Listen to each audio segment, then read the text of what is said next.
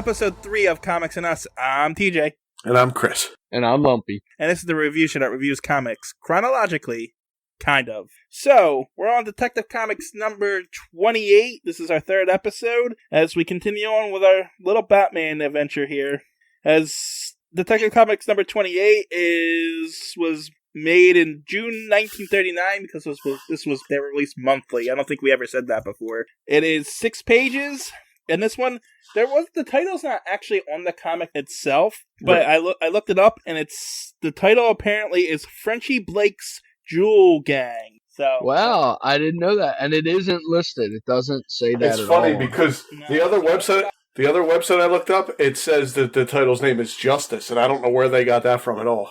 I actually found it from the actual DC. Right. I'm using the hard copy, and I can just go back into the index, and it does say Frenchy Blake's Jewel Robbery, or whatever it says. Oh. Now, that's funny, because at the top, where it says Jewel the Batman, Gang. It says Justice.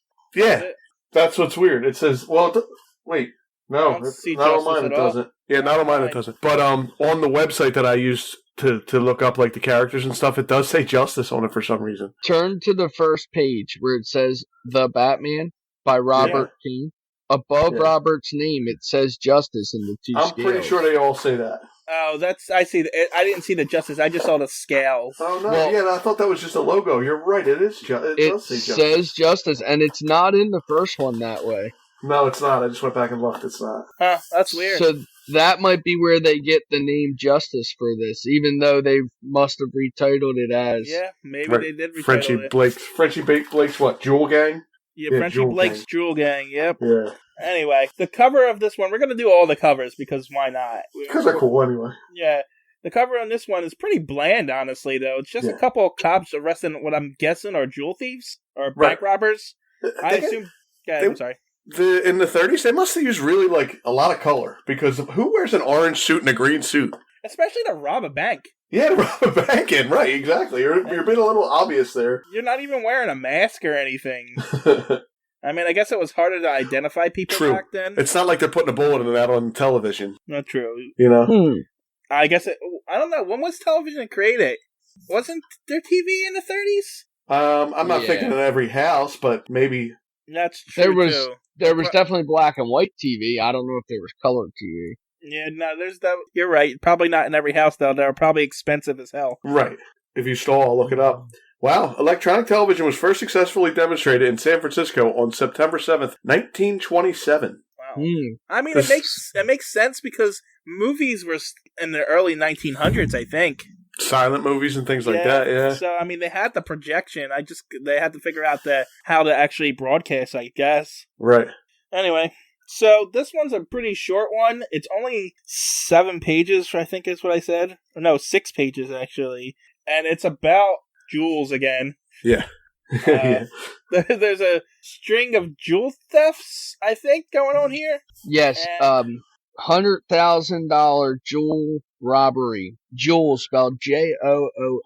Jewel thieves pull 5th sensational robbery. Police baffled. No clues. That's just a newspaper boy's accent, Lump. You shouldn't make fun of his lisp, okay? The poor guy speaks like that. Yeah, God. He's not a guy. He's a small child. You're being intolerant of his. You're being intolerant of his lisp. His speech impediment. Yeah, I don't like it. I don't like the way he says it.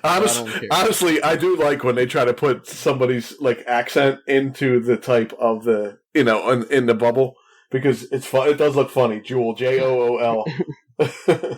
So what is Wuxtree? Does anybody know what Wuxtree is? I think, remember they used to go extra, read all about it, that kind of thing? I think that's what he's doing, Wuxtree. Ah, so it's his accent again, Wuxtree.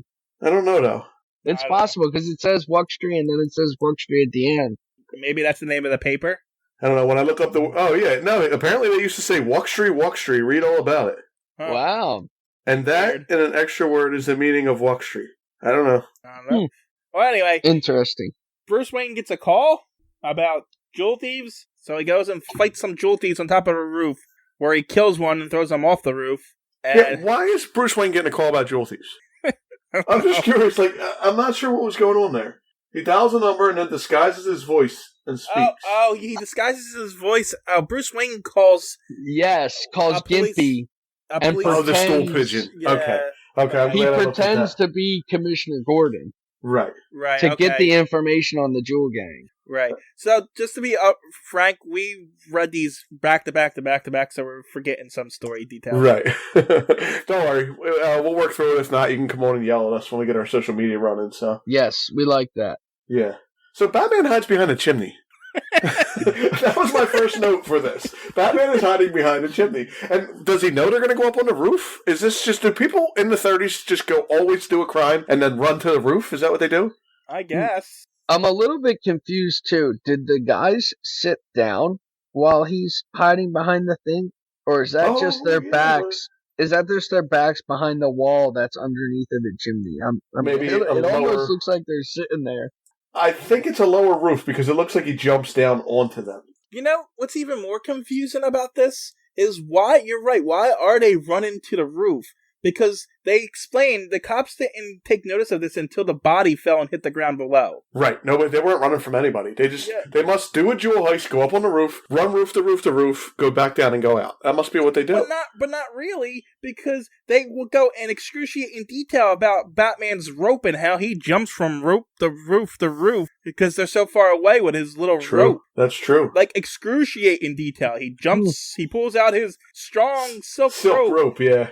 And then he throws it, and then he lands, and then he lassos things too in this. Yeah, it's like 6 panels of them explaining how him going from rooftop to rooftop. It's really annoying. Not to blow past it, TJ, because I know you mentioned it once already, but yes, he does kill another guy. Yeah, no, his death count. I was getting back to it. His death count is up to 3, by the way. Oh, okay, I didn't want you to forget. I want to keep the death count going. I really enjoy the death count. Yeah, no, I got it. Death count 3. I have to actually update my numbers in my book because I missed the first one. So, yeah, I got it. Don't you worry about that. It's important that we measure how many Batman kills. Then the guy pulls a gun on him and he just punches him in the face. And leaves them for the cops. Yeah. But the cops... The cops see Batman with the jewels. Yeah. And they think Batman is one of the robbers. He's in on this. Yeah, but this is Batman's plan. It's not a good plan. I hate to tell you. Well, they're going to get sloppy because they think that I'm the one who's being blamed, so they don't care. That's not how it works. Except now the cops are chasing Batman the whole time. True. But now, I don't know. It's not a good plan at all. If the cops are going to chase you now, and you're going to hope they make a mistake because the cops aren't chasing them.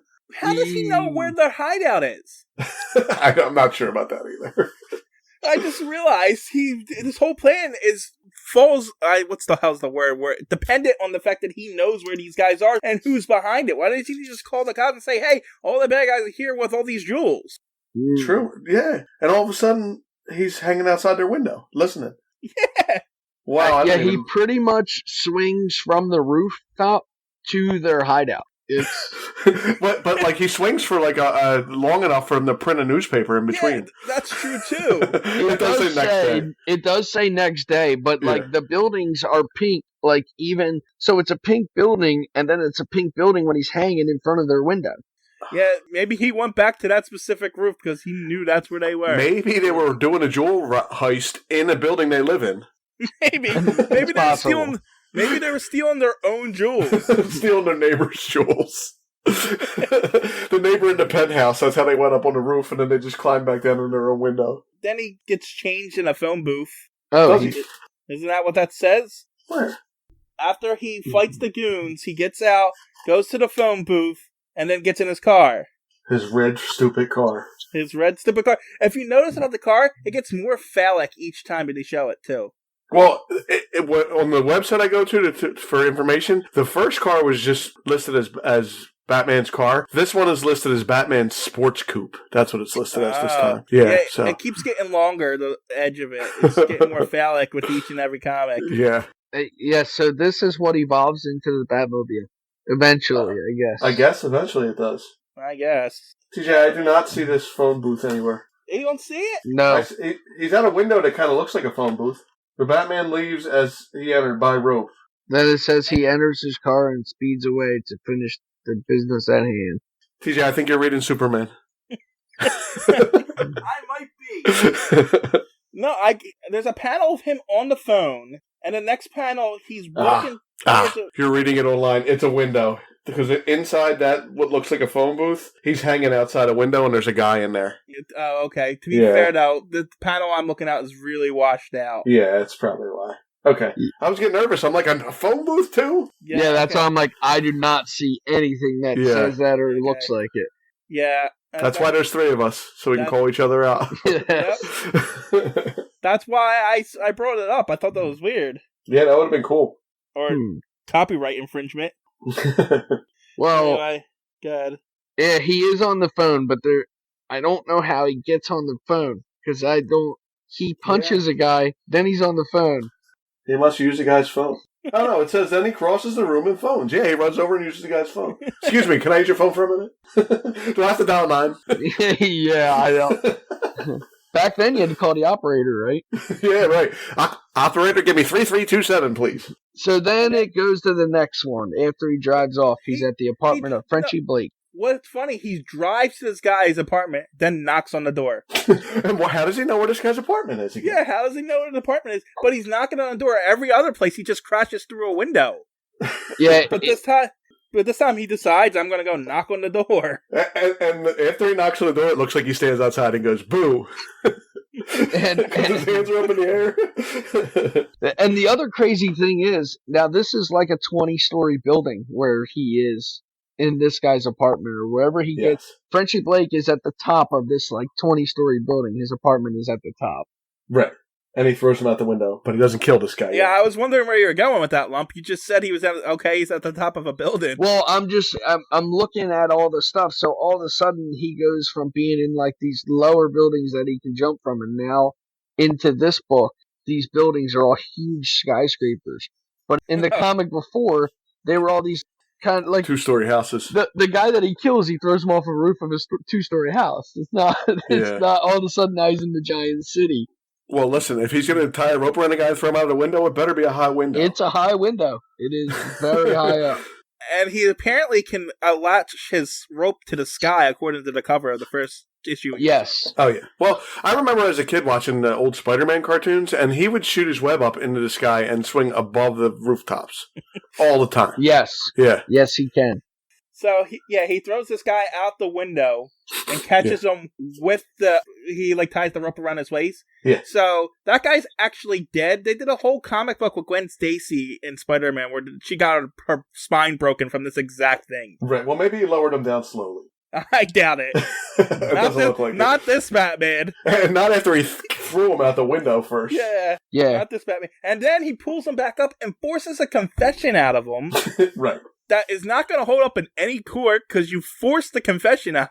I don't know. I think in the 30s you can just punch a guy until he confesses. Too. Yeah, that's right. I forgot we were in the 30s. Yeah. But yeah, he forced the confession out of him and then dropped him off at the police station with a note saying, here's a present, Commissioner Gordon. Can I tell you, he knocks the guy out. He sticks the guy in his red fucking car. Now I'm cursing. I'm sorry. He sticks the guy in his red car, and then he drives that stupid red car in broad daylight to the police station, and then drops the guy on the front step and leaves. I thought the same thing. That's how mad it's making me that it's making me curse now. Batman throws him in... Go ahead, Lump. Yeah, go ahead. Just a point of order, cursing's allowed on this show. I'll just bleep it out. Okay, good. You're allowed to curse. This isn't a PG show. But you're going to bleep it out anyway, so it doesn't matter. Yeah, exactly. Batman so if I get mad at you... out. Wait, if I get mad at TJ, I can just say the F word about 1,000 times and make him edit it out. As many times as you want, and he has to edit it. Because we are not editing. He is. So I'll just highlight that section and just hit delete. Well, so the point here is Batman knocks the guy out, throws him in Bruce Wayne's red coupe, drives it blatantly in front of the police station, right? Throws the guy out and drives away. Nobody has a clue it's Bruce Wayne. We've never established that it was Bruce Wayne's car, though. That's fair. He could have that car, and it could be Batman's car. But how did Batman go to a dealership and buy a car? Well, in the 30s, I guess you just hand them, $85 and you get a car.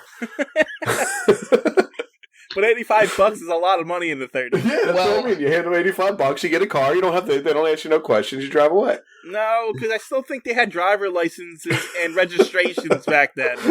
The thing is, in the first comic, unless it's the commissioner's car, right? I wasn't sure.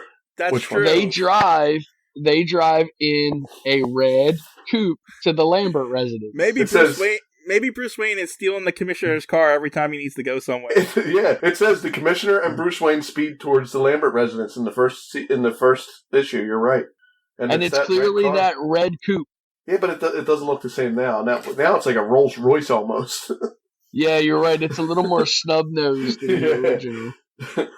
But it's been evolving too. The car's been evolving. Yeah. And it's also issues. On the second page of this comic, it's a little more orange when he's gets in the car, but then it's red when he's in front of the police station. All I know is that it keeps getting larger with each issue that passes. Yes. I want to know, he leaves a note, right? I want to know if that is a stamp, that bat, or if he sits there and draws that bat. He colors it. I just assume he killed one of the bats down in the cave and just glued it on. Well, the spoilers, what bat and what cave? Spoiler alert. He goes to a cave and he kills bats. Oh, okay. Is that why you get the name? Yeah, that's how he came up with Batman, didn't you know? It looks like he does a little arts and crafts coloring. Yeah, maybe he cuts it out of a magazine or something. Yeah.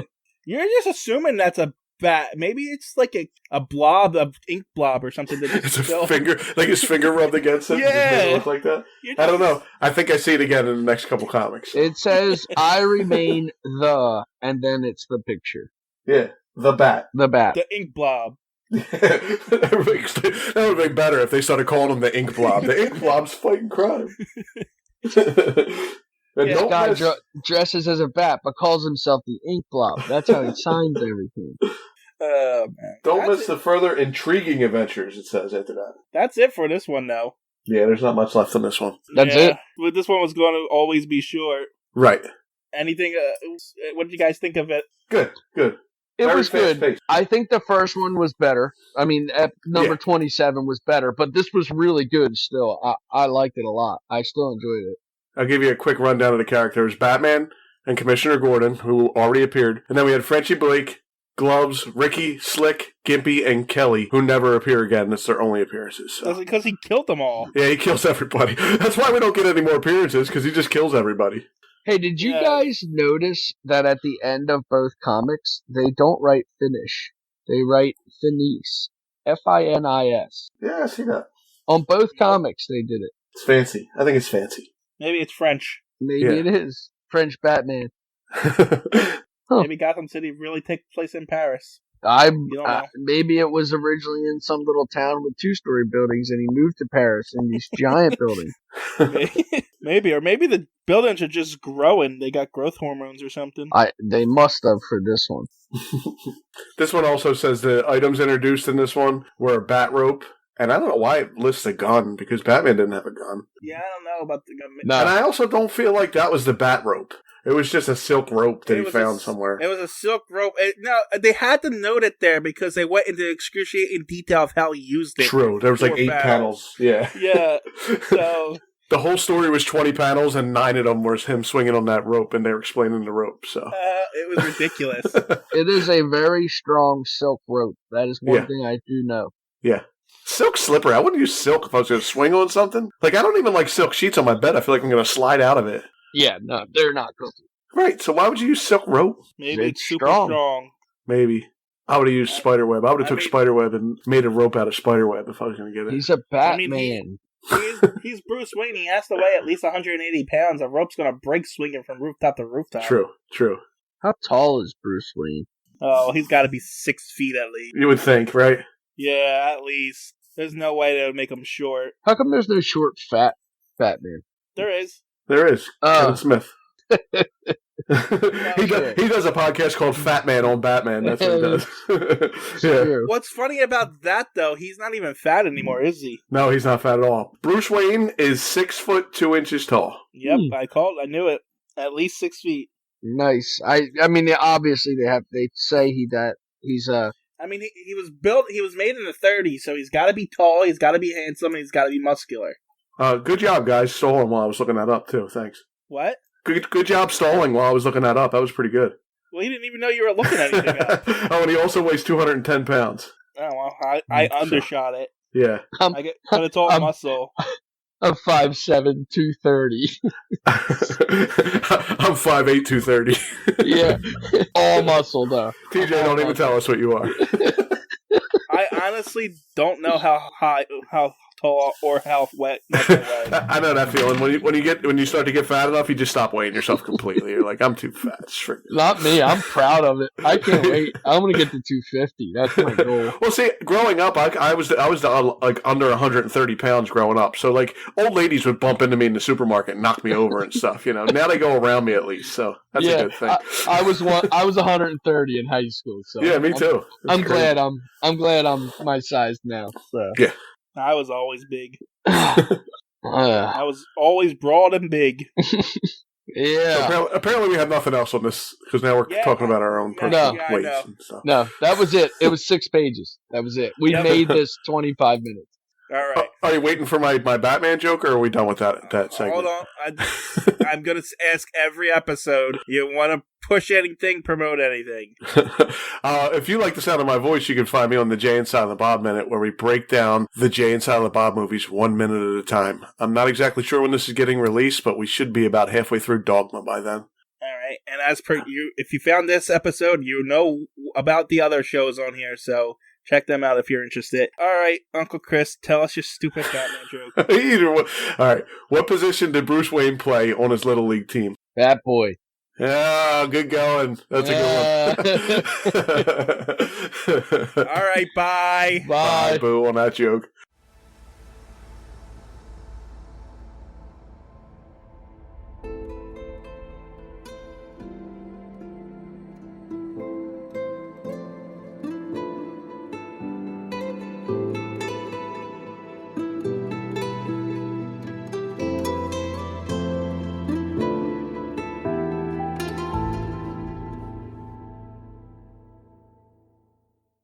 Hello, TJ here from Everything in Us. I just want to do a quick shout out to the people who wrote the opening and outro of the song. It is by Magnus Moon, and the song is called Ecliptic. It's royalty-free music from Tribe of Noise. I didn't have to credit them, but I figured they wrote it, they should get some kind of credit for it. Anyway, that's all I wanted to put that. Thanks. Talk to you later. Bye. TJ here from Anime and Us again. Sorry, we pre-record a lot of these episodes ahead of time, and as we went on, we got other people helping us. So here's another credit. Lillian Fields is the person who designed our Comics and Us logo. So yeah, just wanted to give her credit there for that and so forth. Thanks for listening or watching, depending on where you're hearing this. Bye.